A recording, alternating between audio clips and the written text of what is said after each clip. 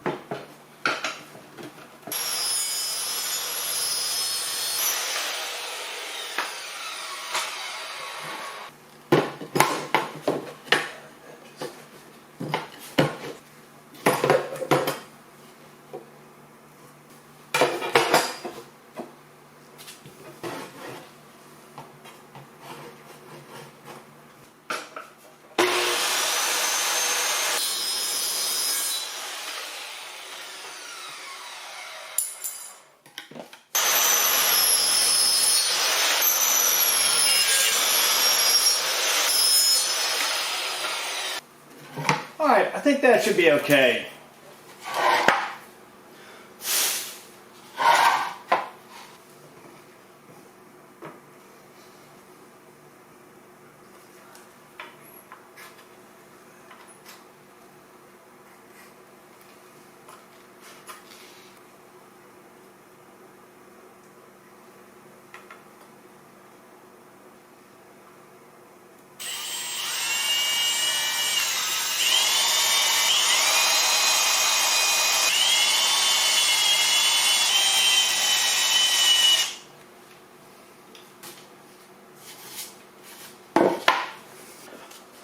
Alright, so OnStage provided these wood screws that supposed to go in here, but I'm not going to use these. I'm actually going to bolt this to the wood.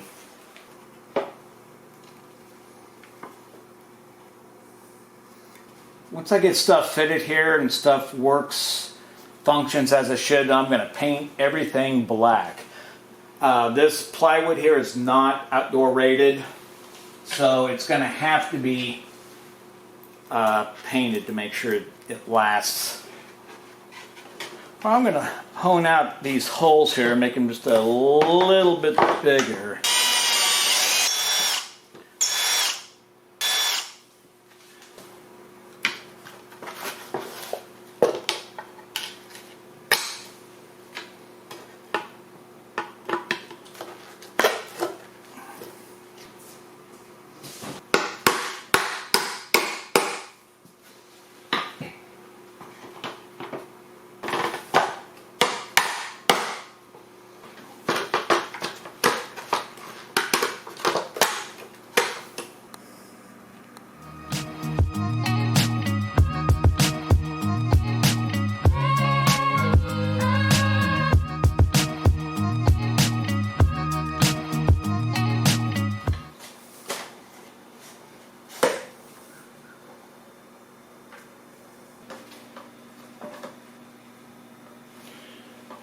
Alright, I think this is going to work.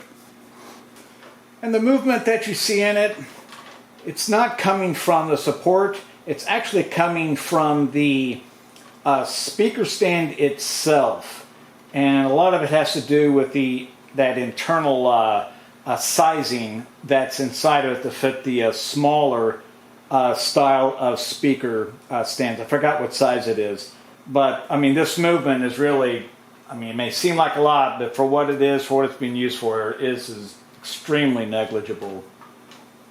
And the whole idea of how this is going to work is that when this is raised into the air, that the antenna side, the side over here, that's going to be facing where the mic is. And then the screen is going to be facing basically to us.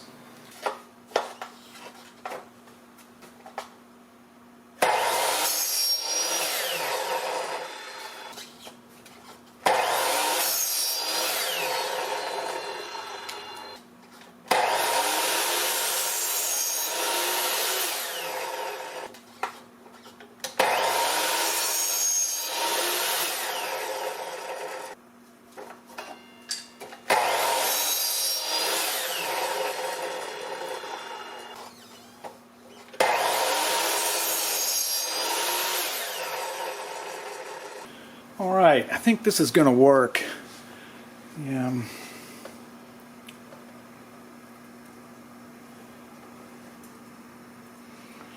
So I really don't know if these bumper things would be needed, but you never know. This may work. All right, let's see about gluing these things on here and getting them nailed. And I did look at countersinking these, but the height of the bolts and the width here of the plywood probably wouldn't have made it as strong holding it down.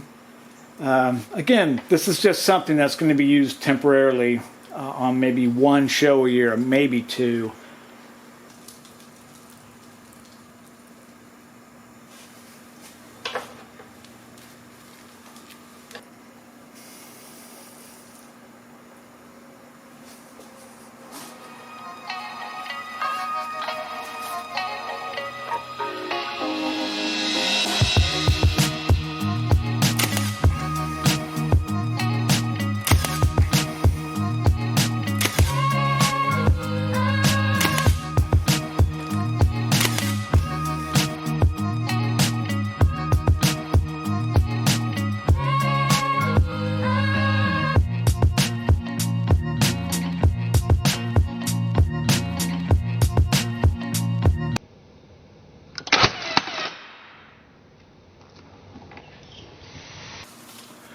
All right, it's looking pretty good.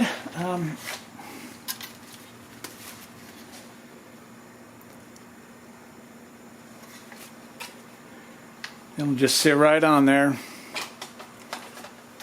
It's fairly thin foam, could be almost like a shock foam, but what I'll probably do is just put a thing over this section here.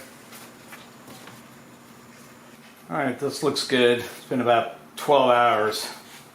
It's pretty solid, so take it apart and paint it.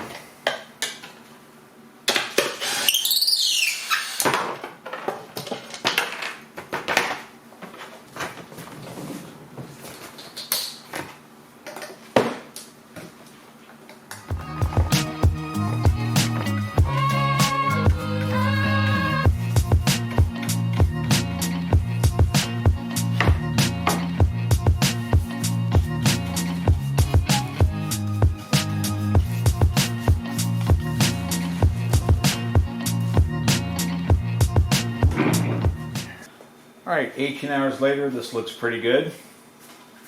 Nice and dry. For its purpose, it will be just perfect.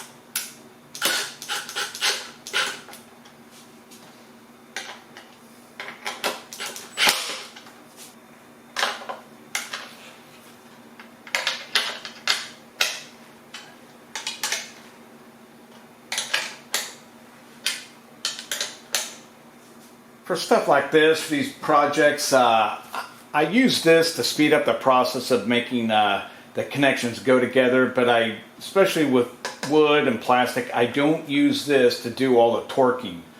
This could end up breaking the plastic.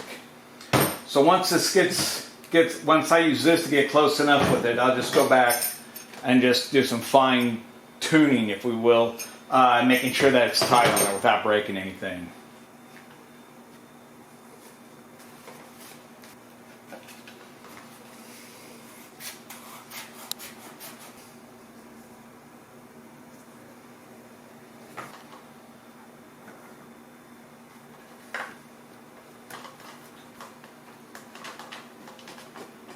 All right, looks pretty good. My bumper here is just maybe oh boy, 1/32, maybe 1/16 too high for the buttons here. I don't see that being a problem. I mean, if something happens where this thing slides forward to the point where it's touching the buttons, I probably have other issues going on that are more important than this sliding forward, if you know what I mean. Yeah, that sits on there pretty good. And then if I need to put another one on top of it, I can.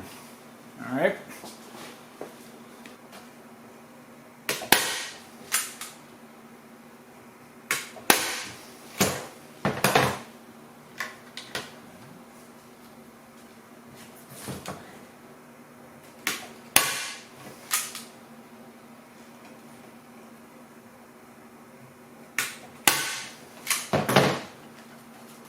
One.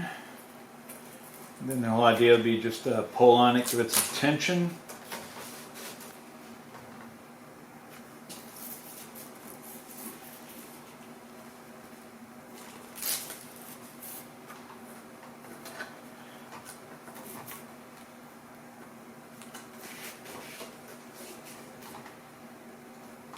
All right, yeah, that's pretty tight. And actually, looking at this, there you go. I've got the straps maybe sitting a little too far forward, but I probably would push the receivers a little forward more maybe. This should be fine. And actually, I don't have one of those. It would have been better to have one of those like a buckle where this would just go through and then I would pull back on it. And then it would secure it even tighter. But as I said, if the wind is too much or something's going on where I think this thing's going to fall over or something's going to fall out, I just won't use it. All right, so for the XLR cable and for the power, even if I had the other unit on top of here, I'll probably just run all of those like around through here, underneath here, and around, and then attach it to the pole. This will provide some strain relief for the connections in back. I don't think I'm going to need a special type of strain relief hook or anything like that.